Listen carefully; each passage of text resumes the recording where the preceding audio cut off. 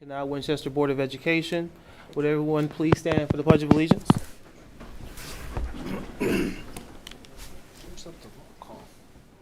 I pledge allegiance to the flag of the United States of America and to the republic for which it stands, one nation, under God, indivisible, with liberty and justice for all.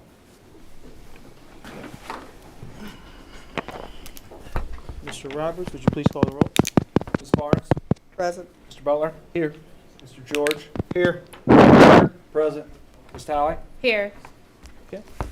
And moving on to item number 4, additions or deletions to the agenda. Are there any additional additions or deletions to the agenda this evening? Nope, there are none. Awesome. And if not, I'm going to go ahead and need a motion to approve the agenda this evening. So moved. Second. Okay, got the motion and I have a second. Mr. Roberts? Mr. Krueger? Yes. Ms. Talley? Yes. Ms. Barnes? Yes. Mr. Butler? Yes. Mr. George? Yes. Motion passes 5-0. And Presentation.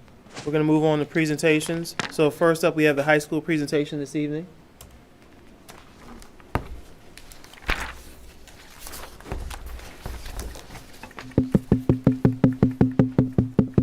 Is the system on? Or like the microphones? I'm not sure if the microphones are. In It's on. that thing? You said it's on. To the system, but. Test. You good?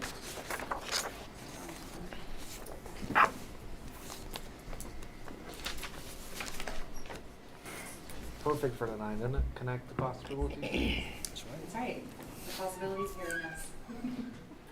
They're good. We roll with budgets here. That's right. Oh, wow. That's right.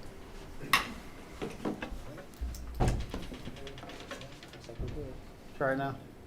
Testing. There we go. There you go. All right. Good evening, board members. We are very excited to be here this evening to share with you some additional information of how we have kind of rolled from what we did last year in 21-22 into the 22-23 school year. We are still working on painting the portrait of a graduate at the high school level.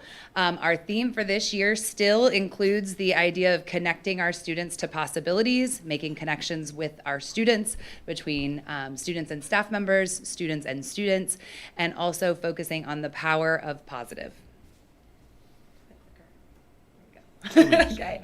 Obviously, this relates to our mission, empowering all students for success. Success looks different for all of our kids, and so connecting our students to the possibilities that exist out there in the world for them to find something that they love and can be passionate about and like take that path to success.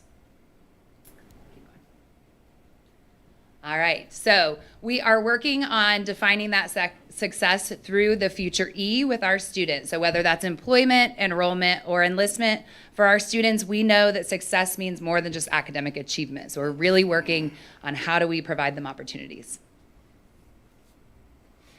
This year, as we kind of came out of last year, we definitely recognized the focus and need to focus on Maslow before Bloom. And so when I say that, for the non-educators in the room, ultimately that's about meeting everybody's safety and security needs prior to expecting them to be able to learn. So ultimately, wellness and safety is the number one thing that we have on our plates, and ultimately, once our kids feel safe, they will be able to learn. We have last year it was only on Mondays, which all of you know the calendar. Oftentimes holidays fall on Mondays, so a lot of times we lost that period. Other feedback we got from students and staff was that yes, it's great to have it once a week, but ultimately it wasn't enough touch point time to actually build relationships with kids, in addition to all the lesson planning that we do during that time. So we have switched it this year to every Tuesday and Thursday for 30 minutes at a time. So it's basically the same amount of time throughout the week, but it's split to 2 touch points throughout the week. All right, couple things that are happening, new possibilities for our students. We have our youth yoga project, which is going to begin October 12th. This is a weekly meeting where students can join if they'd like. And join us to learn different practices related to yoga and mindfulness. We also are rolling out our Big Brothers Big Sisters Big Futures Mentoring Program. This will be starting probably October, November, and ultimately we will be asking the community for potential mentors to work with us at Big Brothers Big Sisters to make sure that we can provide those mentors to our students. All right, and at our last board meeting, Mac McGrady actually spoke with you all about an opportunity for a youth human trafficking coalition. He came in and met with myself and our work-based learning coordinator, and we have already sent out information to our students about the possibility, and we already have 25 kids who I think within like 4 or 5 hours had said, absolutely, we're interested. So that's what we like to do at Canal Winchester High School is say to our kids, hey, this is an opportunity we have. Are you interested? And as soon as they tell us they are, then we get rolling with the planning. So that is where we are with that. We've also brought in industry experts in October, and then in November, we'll get that rolling with our students. Cool. Awesome. All right. This year, we are starting our Canal Winchester Alternative Program. What this looks like is an independent alternative setting for students who maybe just don't function well in the traditional school day. So these students come to school for about 3 hours a day, either in the morning or the afternoon. They do all of their coursework online, and then they do additional coursework outside of the school day. These students are actually in our North Wing, and our North Wing has kind of become our hub for our mental health counselors as well. So they're kind of connected there very easily with our alternative program. Students are able to complete courses at their own pace. They're able to quickly connect with somebody if they need help. They also oftentimes are working in our work-based learning program and have a job outside of school. So these are just kind of a list of different things that may, cause us to kind of say, would this be an appropriate placement for a student? We are at this point, I think, at 24 students. So it's actually, we have a couple kids who are all day because they have credit deficient needs after the pandemic. And so we are working with a couple kids that are there all day because of their needs. But I think there's 24 over AM and PM, split pretty evenly. All right, and at this time, I'd like to introduce Nicole Duffy, who is our counseling department chair, to talk a little bit about SchoolLinks, which is a software that is taking the place of Naviance. Okay, first of all, hi, it's nice to be here. SchoolLinks, I don't know if you guys have in the past had dealings with Naviance, but we had Naviance for a while as a district. We tried to kind of integrate it into our classroom, but it just wasn't as user-friendly as it could be. So now with having graduation plans and trying to get kids into their planning from the time they step into the high school, we found SchoolLinks, and it is an awesome resource because it is so user-friendly.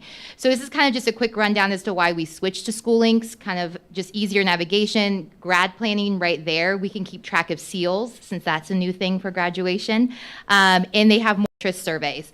Also for us, on the selfish side, it's better tracking for data so we can keep track of what the kids are doing in the system. If we have someone coming in for a talk with kids, maybe about, an electrician coming in, we can look at those things that they're doing in SchoolLinks, and we can say, all right, this is the group of kids we need to target and kind of get in to listen to them. So it's kind of a quick thing for us that is easier as well. This is kind of the home page of SchoolLinks. So on the right-hand side, you'll see it's kind of broken into different subcategories. You can see that on the left-hand side in kind of that green bar. There is so much that you can go into SchoolLinks, but we have a short period of time, so we're just gonna break it down real quick. All right, first thing is the school part. So this is where kids can see their performance, their scores on tests.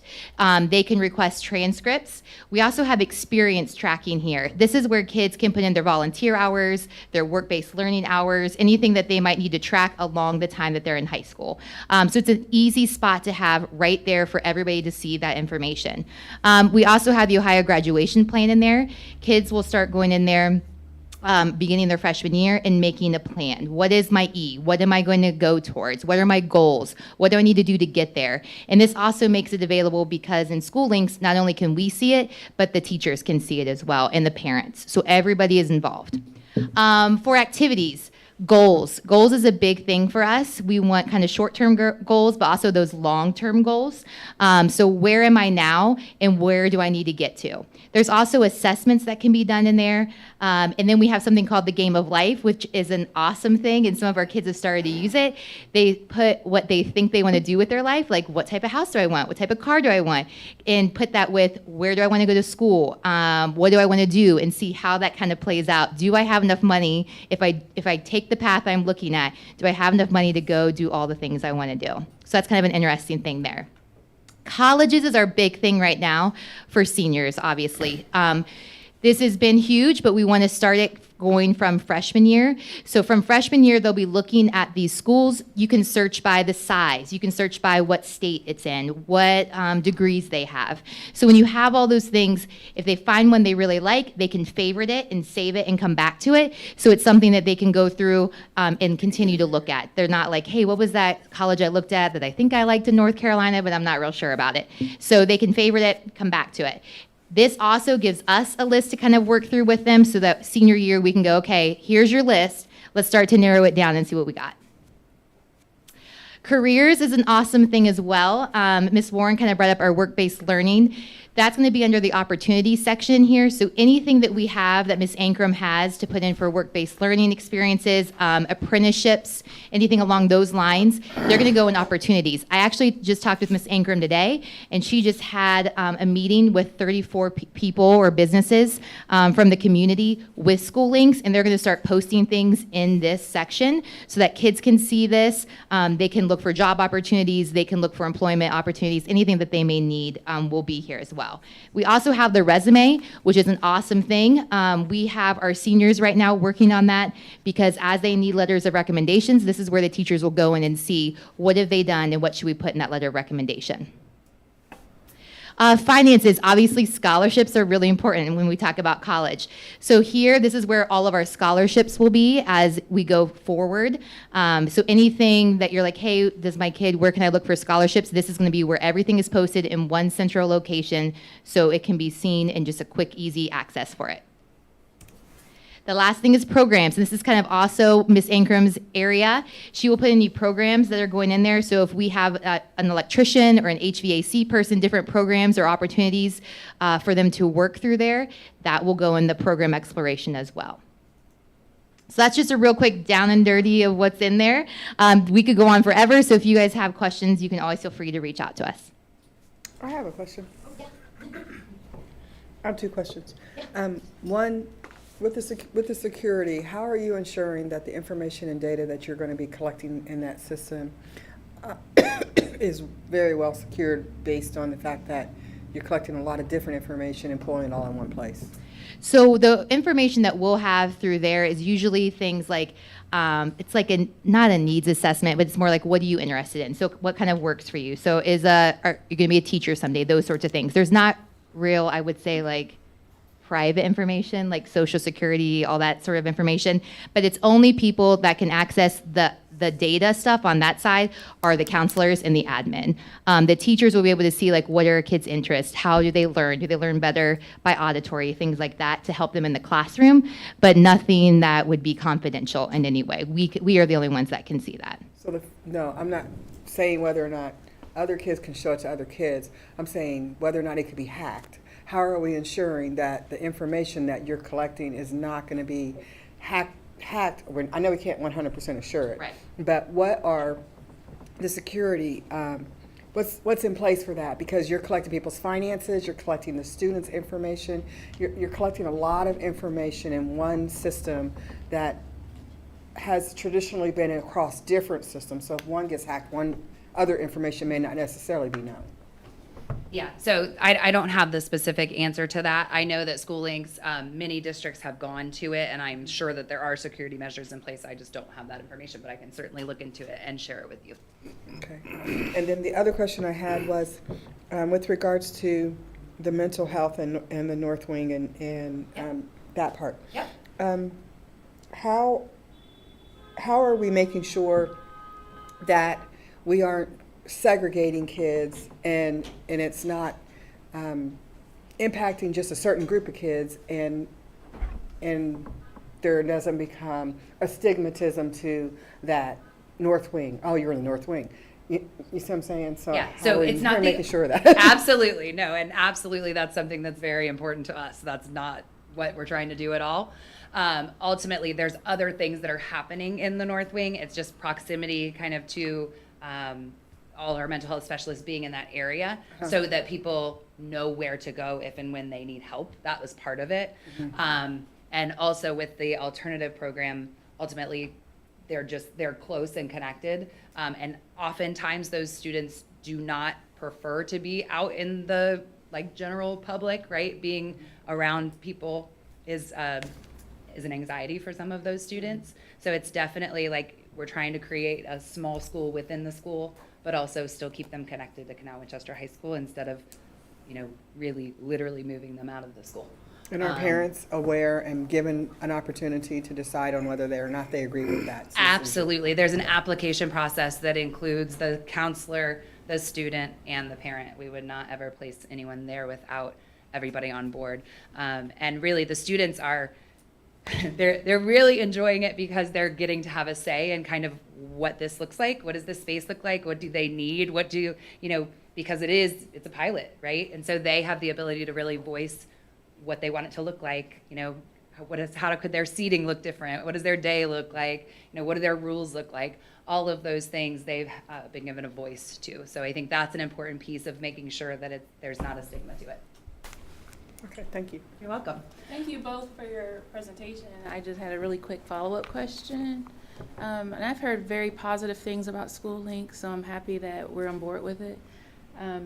Does it have the capability of collecting or helping to facilitate financial aid applications for the students? Because if so, then I would say certain sensitive information would be part of that database.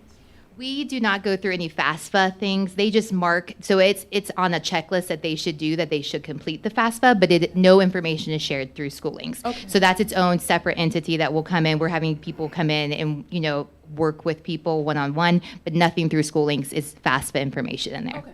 Thanks for clarifying. Yeah.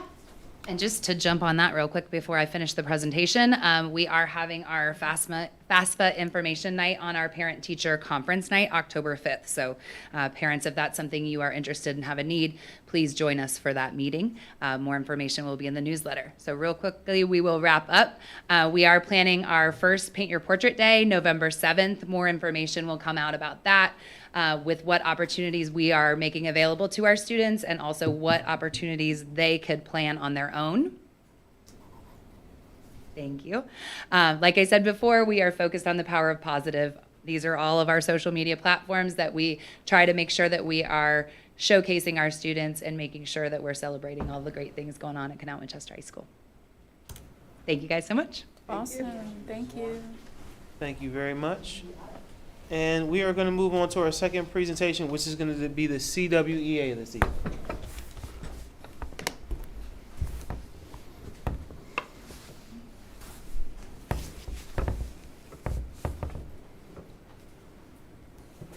Hi there, I'm Deanna Summers, and I'm co-president of CWEA. And I'm Renee Hamilton, and I'm a building rep at the high school. So we just have a short and sweet one. Indian Trail is working very hard these first couple weeks to learn classroom and school-wide routines and procedures. They've also learned about the CWA, respecting property, respecting ourselves, and respecting others. Mrs. Irwin's class is also doing all those routines, but they're also creating a new book that will go between home and school with the students. Winchester Trail, third grade, is learning about the leader in me and the 7 habits. The students have done a great job of applying their newly acquired knowledge of the CWA and how it connects with the leader in me and the 7 habits. And they're using conversations during the various parts of the day and developing positive leadership skills and growing more each day. At middle school, they have started their Barack Walk fundraiser, so hopefully all of you have purchased a mum to help support that. And then this week at the high school is homecoming week, which is they will be having Spirit Week, pep rally with the homecoming football game and dance this weekend. So thank you for everything. Great. Thank you. Thank you. And we're going to move on to public comments. Public voice, and it looks like there is no public voice this evening. Okay, so then we're gonna move on to our executive report. So first up is gonna be our treasurer's report this evening. Good evening. We are solvent. Very much solvent. So let's jump into a couple things. Financials year over year. We did receive our property taxes. Now if I can get the right port, come on, Kevin.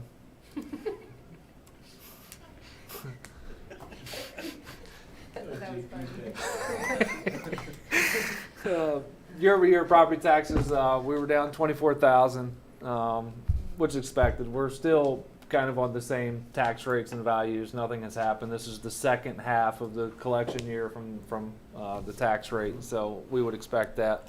Here's the big one. We were talking about that last couple months that we didn't receive the one payment. Here it is. We did receive it in the second half payment. So instead of being down 500,000 last year, we're going to be up 500,000 this year. We've talked about income tax. Nothing new here. These two lines here, they're going to be up initially because at this point last year we were still under the old state funding. So it's going to look like it's up. But once we go through the year, so we didn't implement the new funding, or the state didn't implement the new funding until January. So this will continue to look like it was up. Property tax allocation is not actually down $1 million. We just haven't received it from the state. It's about $16,000 more than we received last year. All other revenues down $57,000. The good news on this, interest rates are actually starting to come back. We actually just put out $3 million more in investments and got a 3.8% interest rate, which is really nice considering a year ago we were down under 0.5%. So the interest rates have rebounded quite a bit in the last year. Expenditures. The only thing that's really kind of alarming is supplies. It's up $691,000. Kind of talked to administrators in our admin meeting prior to this board meeting. We're gonna have to look at what we're doing there because that is going to be up significantly. To this point in this month we've spent $1.6 million, and 2 years ago for the year we spent $1.7 million. Some of it's timing of when the textbooks adoption came in, when the Chromebook one-to-one was purchased, so it is some timing, but purchases for supplies is up. So any questions on the general fund financials through the first 2 months? Sitting with a strong balance of 49.6 million. I'm not going to open the insurance report right now. It's doing well. Did meet with the insurance advisor last week.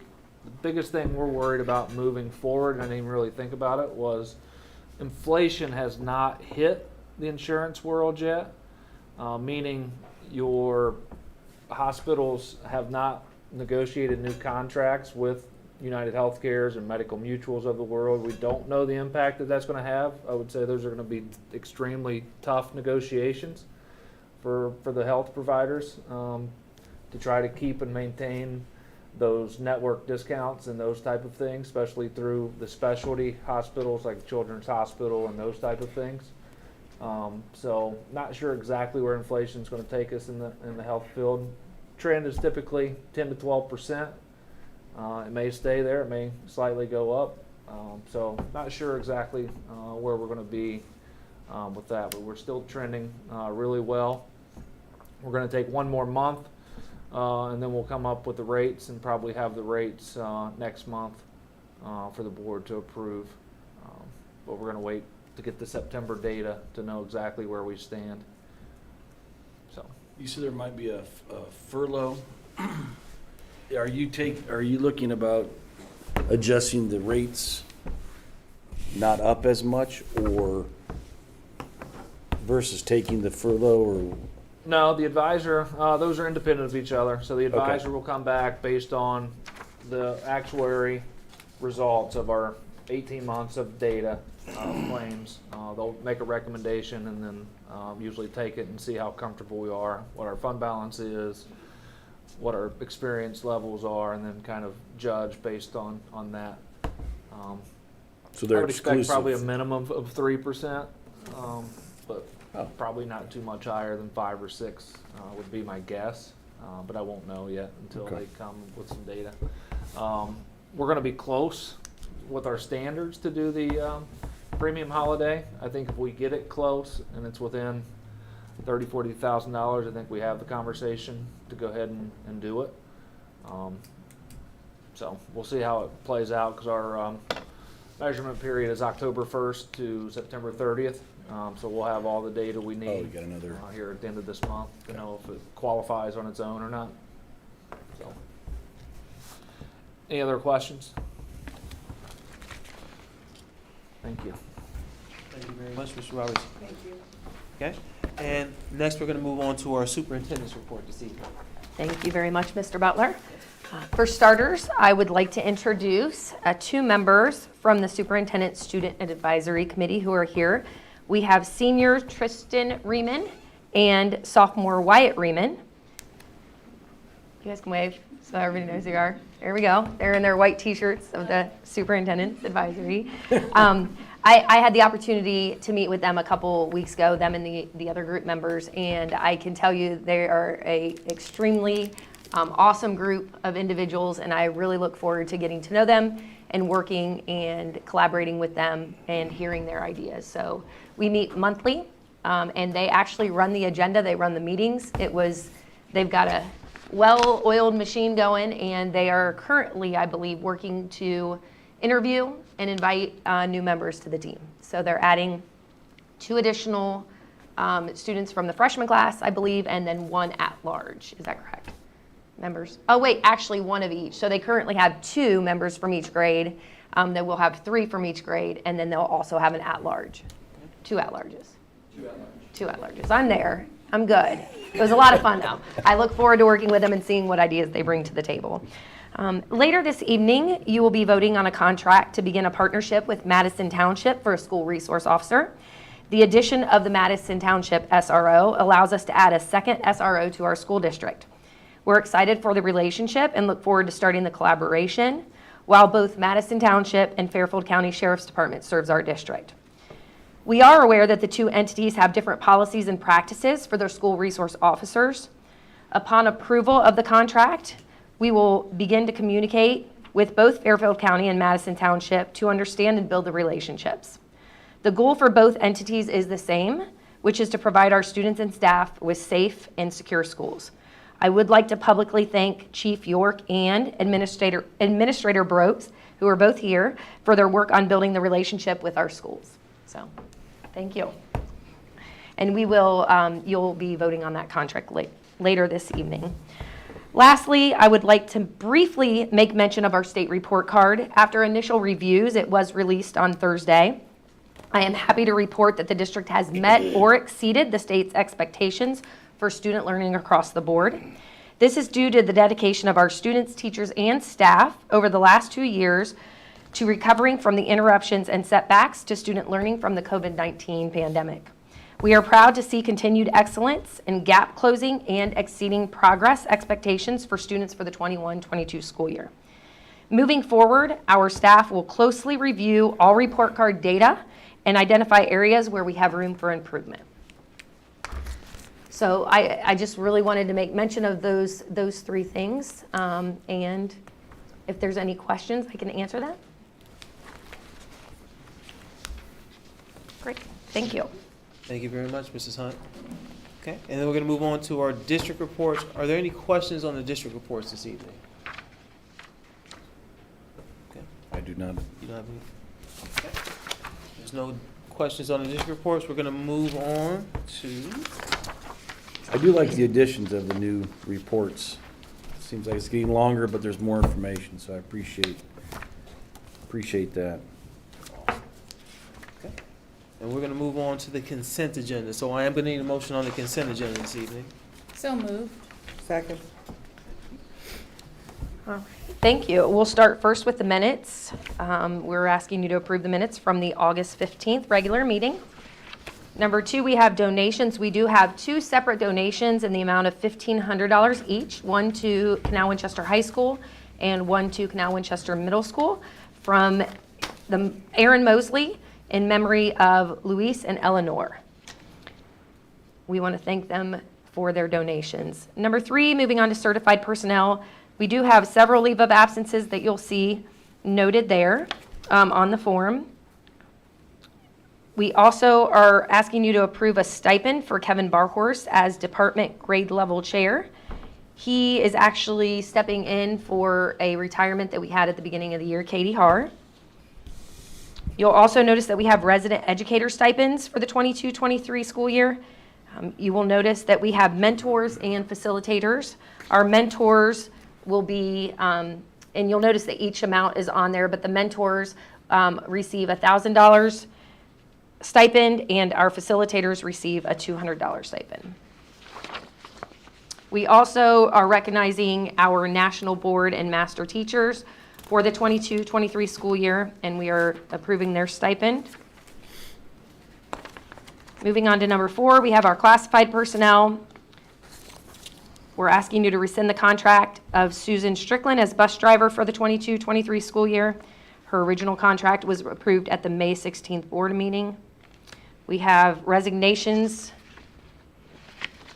from several individuals. We have leave of absences. And then we're asking you to approve 3 classified individuals. We have a bus driver, a maintenance employee, and a paraprofessional. We're also asking you to approve a stipend for Heather Williams as our district technician for a stipend in the amount of $1,500 a month to perform additional duties. That will start in October. Our current technology coordinator is out on leave for the next 3 months, so she will be taking over some of those responsibilities. We have 2 different substitute custodians we're asking you to approve. Moving on to number 5, supplemental personnel. We do have a contract rescission as well as a volunteer recommendation.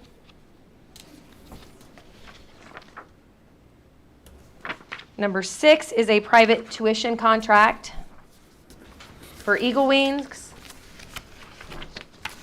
Number 7 is an overnight field trip for our cross-country team. And that is all for the consent agenda. Are there any additional questions about the consent agenda this evening? I just want to know, are we losing 2 bus drivers, or is that what the transportation, 2 people are resigning? We are, yes, we are. And is that a problem? Are we okay with that? Or We're still okay. We're still above where we need to be, so we're still managing at a good number. Good. Thank you for catching that. Does anyone have any other additional questions about the consent agenda this evening? Okay, if not, Mr. Roberts? Ms. Talley? Yes. Ms. Barnes? Yes. Mr. Butler? Yes. Mr. George? Yes. Mr. Krueger? Yes. Motion passes 5-0. And we're going to move on to action item number 1, which is a CRA resolution for the 2022 September, or 9001 North Point Development LLC. So the motion to approve the resolution to approve a community investment area and the school's compensation agreement and waiving the 45 and 14-day notice periods under section 3735.671 and 5709.83 of the Ohio Revised Code as presented. So I'm gonna need a motion on action item number 1. So move. And I will second that. Yeah, go. So this is a revenue sharing agreement we have with the city and Groveport Madison schools on this project. It's for the off of 33 in Bixby. There's already 2 warehouses there. This is 2 more warehouses. So action item 1 is for one of the buildings. Action item 2 is for the second building. The district will receive $150,000 annual pilot payment in lieu of taxes, and then get a 35% share of the income taxes from the employees working in these buildings. It's a very good deal. The city's always very well to work good deals and share the revenue equally across the board. This one was a little bit more challenging when you bring in another third party with Groveport Schools, but came together quickly. So I think it's a good compensation deal for the schools for the 15-year abatement period where we would be losing the taxes and receiving no money on this project. When is this due to come in? Any time frame that we know of? Come on up, Mr. Hare. He's got his notebook ready, He's ready for something. making a grocery list. I think. Yeah, thank you all. Lucas Hare with the City of Canal, Winchester. And Mr. Kruger, this project, the developers here this evening, and maybe could clarify more, but I think the intention is that either this fall or next spring, one building would begin. It would be the smaller of the two buildings, the 528,000 square foot building that's further to the east. And then the second building would follow that up. These are speculative developments, so there's not necessarily a tenant that's been identified for this project at this time. And so, that may drive some of that development to take place quicker. But as Mr. Roberts mentioned, there's a $150,000 annual pilot payment that would take place to the Canal Winchester Local School District, and an additional $100,000 that would go to Groveport Madison. So the developer will be paying $250,000 annually in a payment in lieu of taxes to make up for some of that foregone revenue. And then also the 35% income tax share. The City of Canal Winchester collects a 2% income tax on the employees that work there, plus the corporate profits that are generated from that site. And we'd be sharing 35% of that with the school districts, the affected school districts. For the west building, the 540,000 square feet, the school district will receive all the revenue sharing from that. And then for the east building, the Canal Winchester School District would receive 34% of the income taxes generated. Groveport Madison would get 66%. And that's based on the breakdown of those buildings. Each building has some square footage in each school district. In the agreements, you'll notice a map. There's two shades of orange on that map that shows the breakdown of the square footage of buildings in each school district. But we'd anticipate that the Canal Winchester schools would receive no less than $285,000 annually based on the income tax share, the pilot payment, and the increased land value that would be associated with the purchase and development of this site. And so that would be during the term. I say no less because that income tax share can fluctuate depending on the employer that goes in there. The commitment is to create 350 jobs here on this site, and so it may be more than that, but it shouldn't be less than that. Or the exemption could be monitored through our Tax Incentive Review Council, and then the exemption could be reduced or eliminated if they're not meeting those commitments. And then Mr. Hare, that 35%, remind me, I think that number was a little different. Was it a little bit lower than that before? Did we change that, or was that 35? In our previous agreements, we've done 25%. That's what okay. So there's a little increase on this one, and then the pilot payment's increasing. Okay. And that's, appreciate the continued partnership with the school district. We want to ensure that everyone's feeling like they're getting a fair deal, and for all the taxpayers at Canal Winchester, we want to ensure that. And so with each agreement we've done, there's been a little more revenue generated. We don't like giving exemptions, but understand it's necessary to compete in the market that we're in so they can have competitive lease rates on these buildings, and we can attract quality tenants. Awesome. Okay. Does anyone have any other additional questions about action item number 1? Wasn't there an issue, Nick, last year with House Bill 616 or something that caused a problem with payment in lieu of taxation? Not in this situation. It's when someone appeals their property value. Okay. Or contests their property value. Okay. Not in this situation here. Okay. Is there any update on the Bixby Road interchange that's going to be right by this? Yes, so the Bixby Road Interchange has been proposed by ODOT District 6 as part of their TRAC process. TRAC is basically any major project in the state of Ohio. ODOT takes it through that process. Major project for them is anything that exceeds $12 million. And so it's a project that would include the reconfiguration of US 33 and 270. The interchange there would include an additional lane widening from Gender Road to 270, additional lane in each direction, and then would also include the Bixby Road interchange. So that's been proposed by ODOT through the TRAC process. We've got back preliminary feedback on that at this point. There'll be some public hearings that take place in October, and then the final decision will be made in December.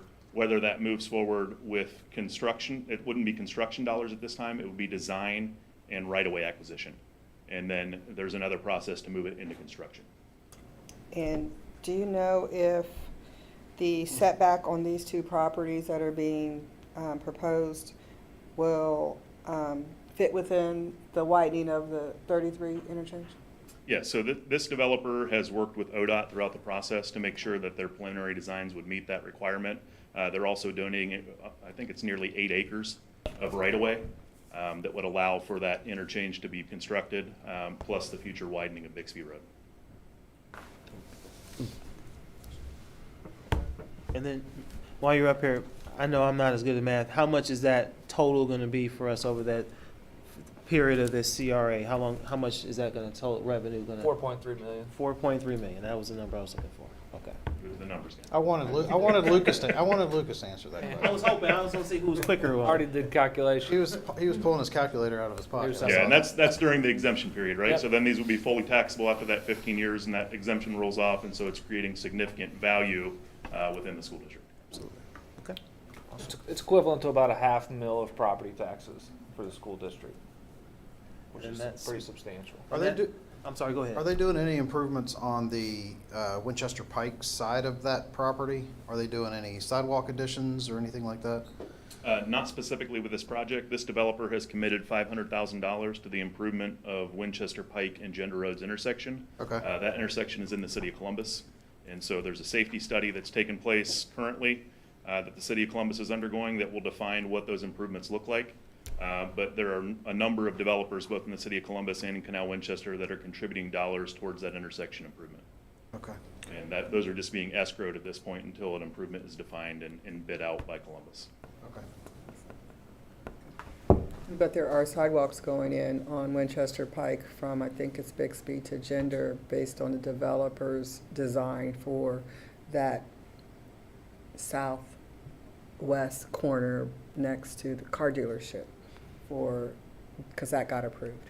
So I think that there are sidewalks going in for Winchester Pike from that part, but there's some more widening going, just like you said. And that was but that's all Columbus property, right? That's not. Yeah, that's Canal what he's property. saying, that intersection is Columbus, but they've already approved a development there that will be required to put in sidewalks. Okay. We got a ton of kids that walk up and down Gender Road, and probably up and down Winchester And Pike. Winchester to get to Pike. Gender Road, so. And lean in. Yeah. Yeah. Thank you, Mr. Hare. Thank you, Mr. Thank you. Thank you. Thank you. Appreciate it. All right. If there are no other additional Gotta throw questions my about street. action item number 1. Mr. Roberts? Mr. Krueger? Yes. Mr. Butler? Yes. Ms. Barnes? Yes. Mr. George? Yes. Ms. Talley? Yes. Motion passes 5-0. And we're going to move on to action item number 2, which is a CRA Resolution 2022-09002 at North Point Development LLC. So, again, Mr. Roberts, I don't know if you want to go through this again, but it looks like it's similar to the first CRA. Yeah, it is. Same resolution. Out of 150, you look at both these resolutions, you're going to have a total of 150,000. That's what the pilot one shows, 78,000. The other one shows 62. So, but a total 150,000, 35% total on the income. It's just for building 1, building 2. Okay. Does anyone have any other additional questions about action item number 2 this evening? No. If not, Motion. oh, I'm sorry. Hold on. I need a motion. Thank you, Mr. George, and I need a second, and I will second that. And I got a motion, and I have a second. And whenever you're ready, Mr. Roberts. Mr. George? Yes. Mr. Butler? Yes. Ms. Barnes? Yes. Mr. Krueger? Yes. Ms. Talley? Yes. Okay. Motion passes 5-0. And now we're going to move on to action item number 3, which is going to be our school resource officer. So I need a motion to approve the contract with Madison Township to provide school resource officer effective October 3rd of 2022. So move. Second. So as I mentioned earlier, the contract is, to have the relationship and add a second SRO. We would still maintain our current SRO through Fairfield County. And this would be in addition. I do believe that having Madison Township, a relationship with Madison Township with the SRO would be extremely important, and we'll just add that added extra area of security and safety for our district. And with all the different things that have been going on, we know that in Canal, Winchester, safety is a priority here, so we wanted to be proactive and not be reactive. So we were mulling around different ideas, and definitely bringing in a trained school resource officer we felt was a good fit for our district. So we're excited to have the opportunity to work with Madison Township, and we appreciate you two coming here this evening, because it's a big deal. Obviously, we know that finding good officers has just been a challenge, so the fact that we were able to reach out and have a partnership developing with, obviously, Madison Township is exciting for us as a district. So I'm excited about it, so I'm gonna get off my soapbox. That was my 2 cents on that one, so we're glad you guys are here this evening.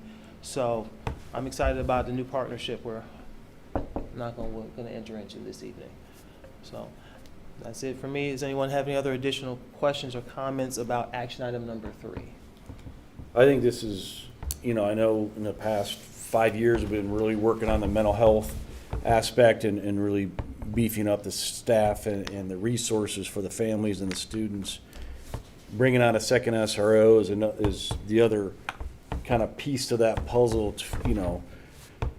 so there's safety within the classrooms, there's safety outside in the building. So I think I appreciate the board and the administration's help over the last 5 years bringing this all together and really creating a safe environment for students and faculty to go to work and to go to school in. So I'm proud to be bringing on a second SRO, and also with our mental health program established like it is too. So it's a good day.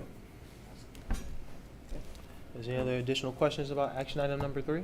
I'd just like to know, how will they work in conjunction with Fairfield? Like, how is that relationship going to mingle?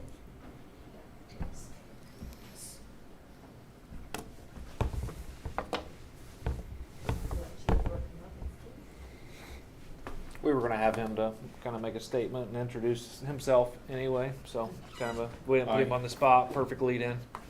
Good evening, members of the board. I'm honored to be here tonight. Obviously, it's very exciting for us to have this ability to partnership with Canal Winchester schools. I applaud the proactive approach that the school district is taking for the safety of the students and the staff. And we really appreciate the hard work and effort on the part of the superintendent and the treasurer to get us to this point. So to answer your question as how we are going to work with Fairfield, I do not see that any different than how we have currently worked as a Groveport SRO at the high school. 5 years ago, we were approached by the Groveport Madison School District to provide a second SRO to complement their current SRO from the Groveport Police Department. And that relationship has really developed and given that school, I think, a good sense of security. They have a great working relationship with our current SRO, and he is really available to a lot of the staff in that building. In their other buildings, elementaries and middle schools. So I really don't see this being any different, and I see us working alongside the Sheriff's Department SRO at the high school. I will add that Deputy Myers has also reiterated that he is excited for the opportunity to collaborate and work alongside Madison Township.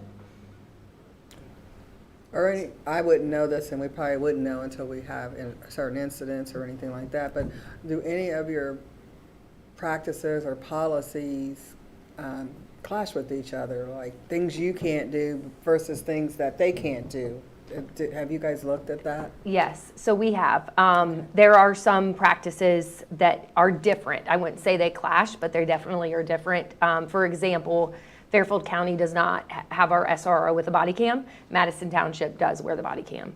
And so it's something that we've talked about, and it's not on all the time, but as they know they're going into a situation, then they turn it on. Part of their practice, whether it's in schools or whether it's outside of the schools.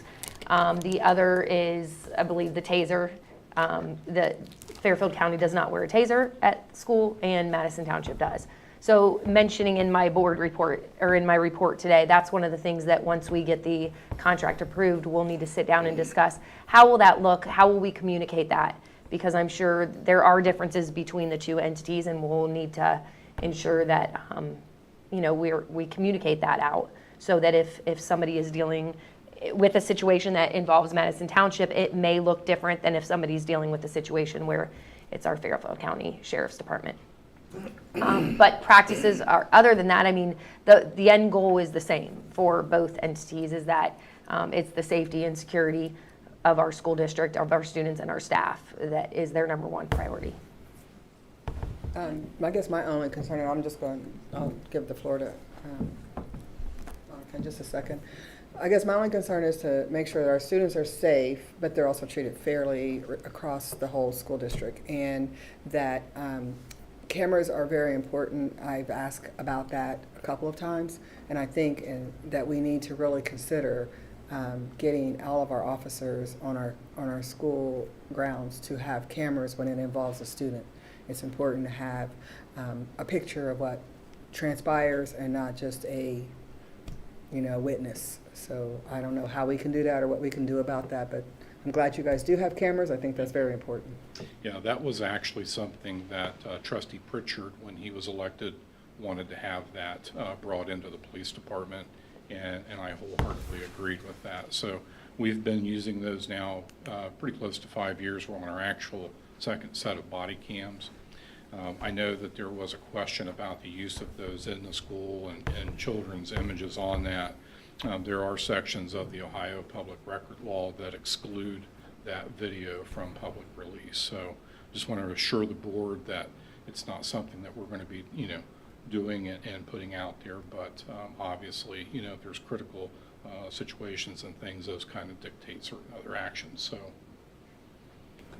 Okay, thank you for being here. Well, you're welcome.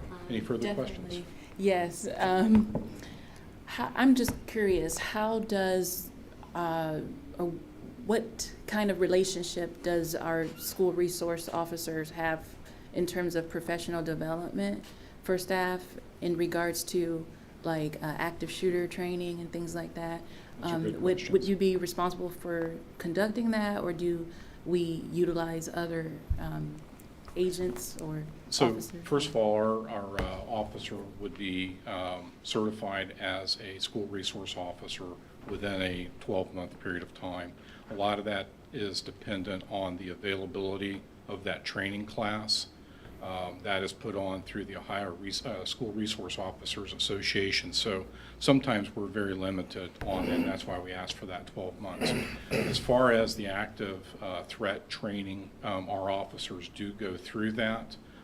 We currently do that with the Groveport Police Department and the Madison Township Fire Department, and I really don't see that being any different here with Fairfield Sheriff's Department and the Madison Township Police and Fire Department working together, as a team to make sure that that's taken care of.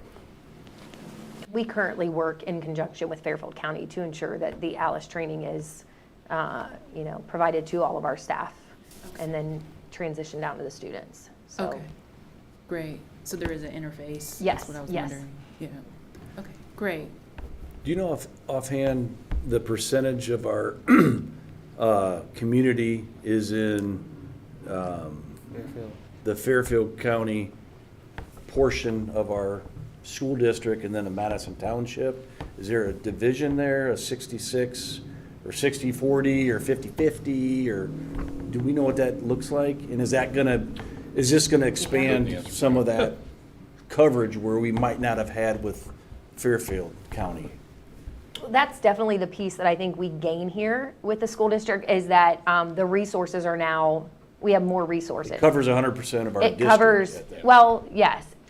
Is that correct? That would be an accurate statement. Now, obviously, we do not have jurisdiction in the Fairfield County side of Canal Winchester, but all the buildings in the school district lie within that Franklin County portion of Canal Winchester, so. Which all falls into Madison Township. Exactly. Okay. Last I knew, it was about 55-45. It's the tax distribution and the student distribution was pretty close to that. It might be growing on the Franklin side, so it might be closer to 60-40, but it's Okay. definitely not 50-50. Okay. And can you also share the relationship that you have to where if you needed assistance from outside entities, you also have resources that are more so than just Yeah, Madison so, I Township. mean, obviously, this, I think, broadens that response if there was a situation that warranted additional officers, that being in the Franklin County system. You know, we've got neighboring agencies from Groveport, also the Franklin County Sheriff's Department, that would be available to assist as well. So I think this just overall enhances that security and that safety for the schools. Agreed. I got just one more question. Because a lot of our students also about, I think a little bit over 25% of our school district, our students come from Columbus police area, and not Madison Township. Do you have a relationship with Columbus Police Department? Well, we do, but it's not like we work with them like Franklin yeah, County? Exactly. Okay. Now, I will tell you too, just, you know, so everybody understands, as township officers, we're sworn in as constables. That gives us countywide jurisdiction. There are some limitations to that, certain stretches of roadways, et cetera. But for the most part, we have the same authority as a Franklin County deputy sheriff would have. Are there any other additional questions for Officer this evening? Okay, wonderful. Thank you. Thank you Thank very you. much. Thank you. Thank you. If not, Mr. Roberts, if you would please call the roll. Mr. Krueger? Yes. Ms. Talley? Yes. Ms. Barnes? Yes. Mr. Butler? Yes. Mr. George? Yes. Okay, motion passes 5-0. And we're going to move on to action item number 4, which is going to be our fiscal year 2023 appropriations. So I'm going to need a motion to approve action item number 4 this evening.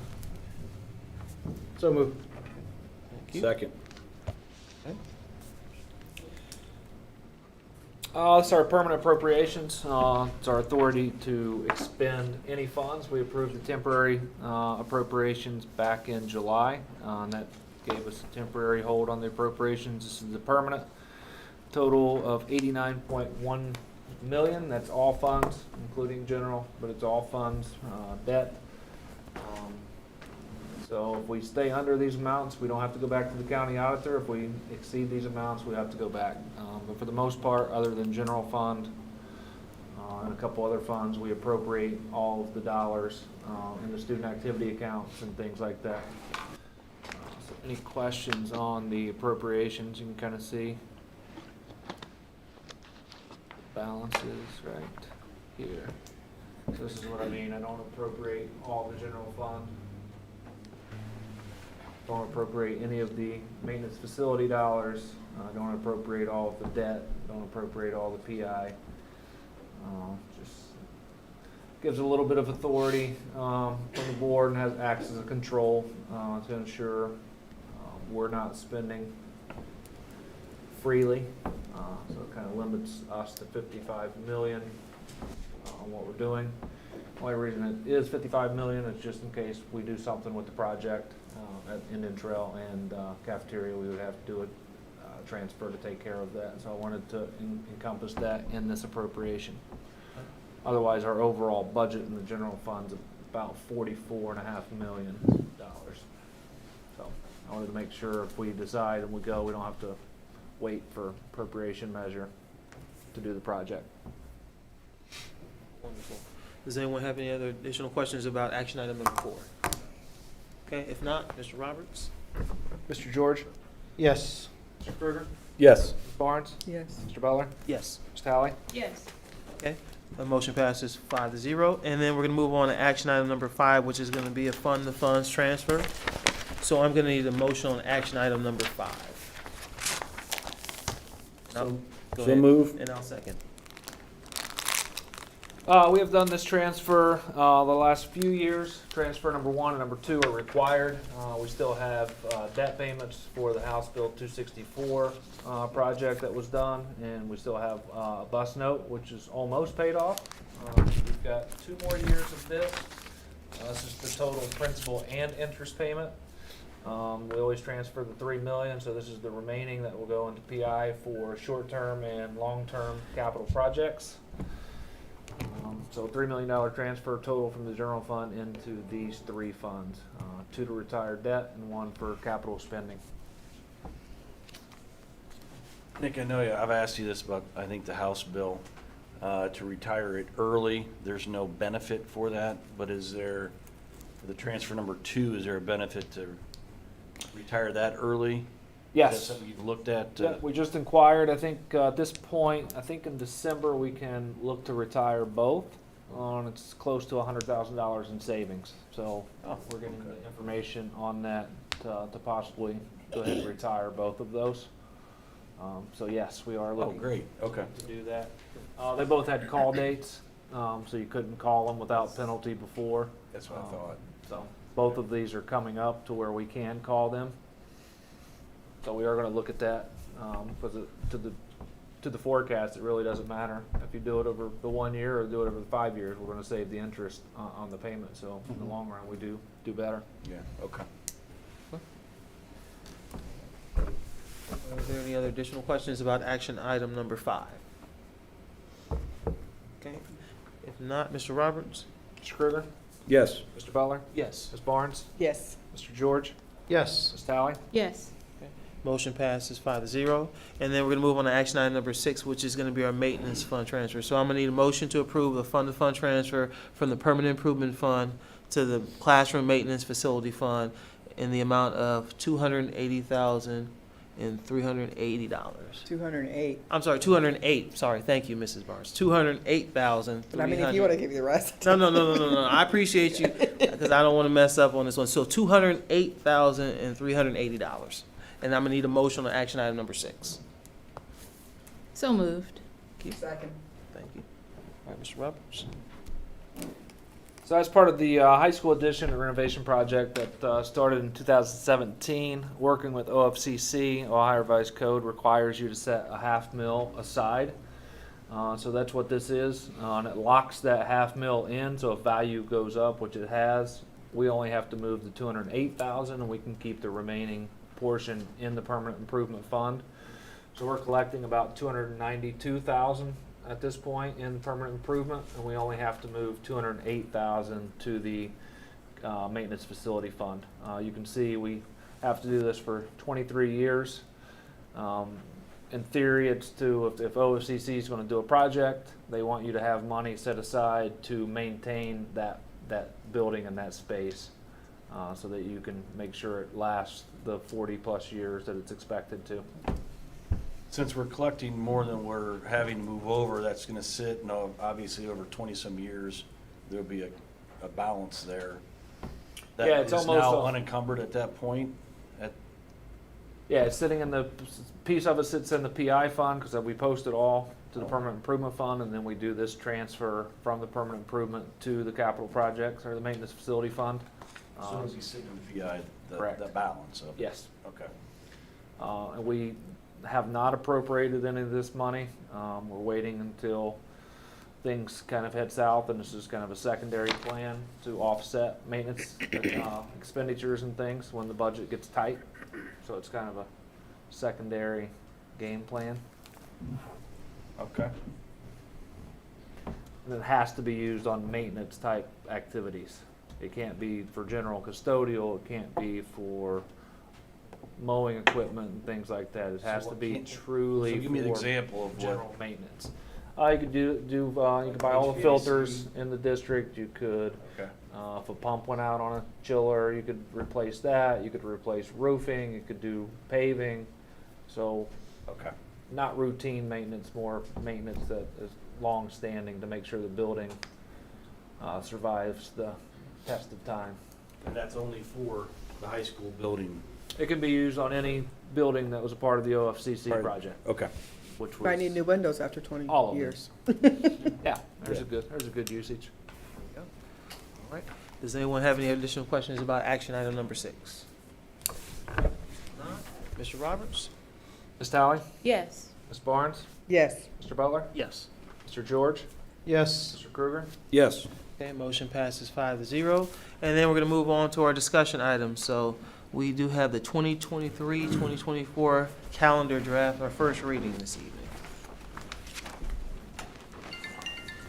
Nick, can you pull that up real quick for me?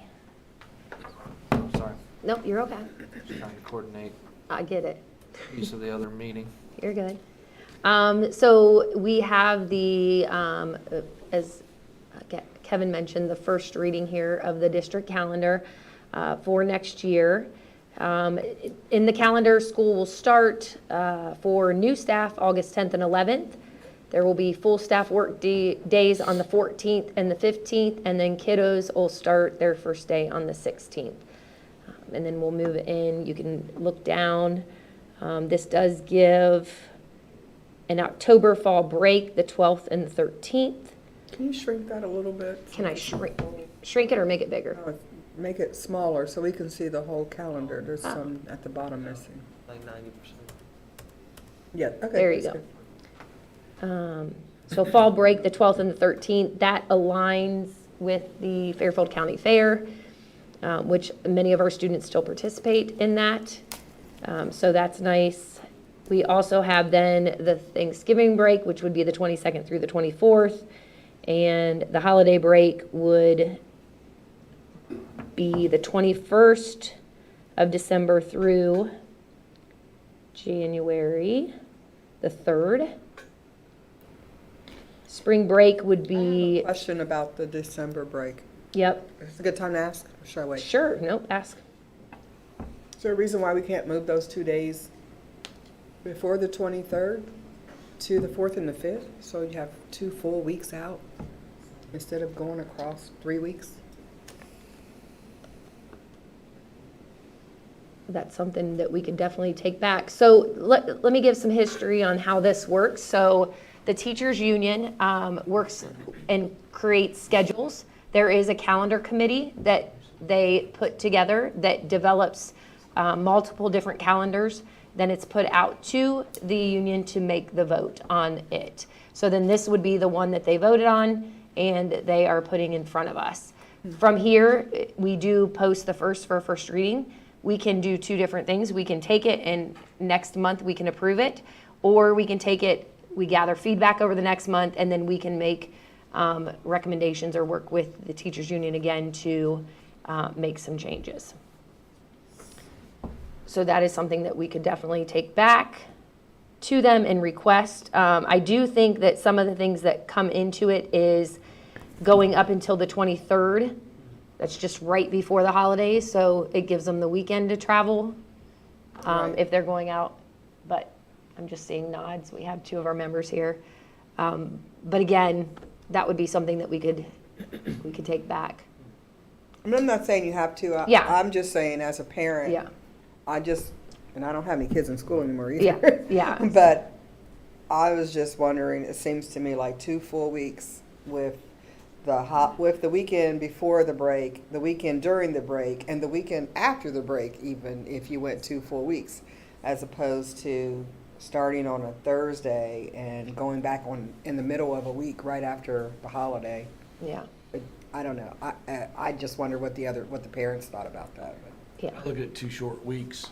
Huh? I look at it 2 short. The parents are like, please And I go will back to say school. that the short weeks are, and I'm sure I'll get some nods from probably the entire Work weeks. crowd. But one of the things we heard this year is students starting on a full 5 days is really, really tough. Really tough on them. So Okay. this allows, I mean, it really does allow for a couple of short weeks in there, but then the transition back gives them 2 days and then into the full week. Okay. You don't have to change anything. I just Yeah, asked. no, but that's great. It does, if you notice, it does give you almost the 2 weeks, which that's one of some of the feedback we heard last year, is that it was definitely a shorter break. It all depends on when the Christmas holiday actually falls to where they look at when that would happen. The other piece that we have here is that spring break is actually tied into Good Friday this year. Okay. So it will fall over Easter this week. I mean, Yes. that year. Okay, good. Yeah. Because I know that's a big thing for 2 years. I'm sorry, 2 years from now. Because I know it's when we try and line it up with other school districts, and this year it seemed like we were a little off, different than everyone else. So I know for some of our parents and people who might work in other districts, it was a little challenging. But it looks like this year is closer, or 2 years from now is closer to Easter. So that's a good thing. Yeah. Awesome. One other piece that I'm just going to mention why we have the first reading up is our staff and our administrators have been sharing. One of the things in the previous schedule, which was this current year, we structured our days and had 4 days up front before the kids came back. And I think Mr. Butler could speak on this as a teacher. When you do that, it front loads all of your professional development and all of your meetings, and it's just an extremely, when you're sitting for 4 straight days, it becomes a long week. And so we would really like to spread out our professional development throughout the year. So you'll actually notice that for the most part, there are like September, nope, that would be not true. September 4th is a holiday. But we move into, we tried to look at a professional development day almost once a month. So depending on the month and depending on what other holidays there are in there, you'll notice that there are professional development days that are spread out. That allows us to, number one, provide professional development throughout the year when we find we need it versus everything up front. So it provides us with some flexibility. But the other piece that we're also talking through is adding in some remote learning days to also provide our staff with additional professional development days. One thing that, if you recall, I don't recall if it was in August board meeting or if it was July, but we talked a lot about just staff climate and keeping staff here. I think that would go a long ways. We're talking through how do we make Canal Winchester a great place for our staff to work, in which they will want to stay at Canal Winchester. We did hire just under 60 new staff members this year, which is a lot it's a great percentage for the number of staff that we have. So those are conversations that we're having. So although we will approve this calendar, over the next month, we're also talking about adding in remote learning days. For the teachers, it will not change their workday because they would be working during those days, just in a different delivery model. So I just wanted to mention that as we go through. And when you talk about the remote learning days, is that just for certain grades, certain buildings, or is that the whole district?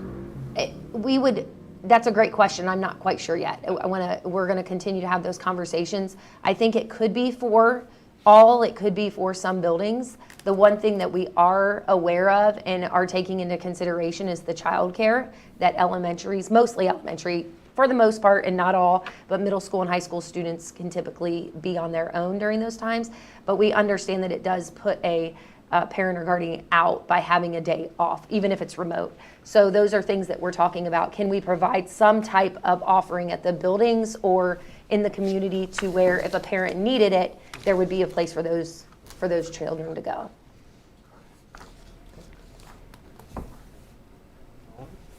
Thank you very much, Mrs. Hunt. You're welcome. So if anybody's listening or the feedback that you would like to provide, if there's anybody that would like to provide feedback over the next month, that would be great. That's why we put it out and we give ourselves a month before we vote on it. Thank you. We'll move on to item number I, which is executive session. So I am going to need a motion to enter an executive session to discuss the details of security arrangements and the emergency response protocols for a public body or public official if the closure of the matter discussed could reasonably be expected to jeopardize the security of a public body or public office. And it is currently 8:15, so I'm going to need a motion on entering into executive session this evening. We're also talking about personnel matters in executive session, correct? Not really, no. Oh, okay. No. Okay. I just want to make sure we're good. Okay. All right, perfect. All right, so move. motion, and I'll second that one. So we are going to enter an executive session, and it is 8:16 p.m.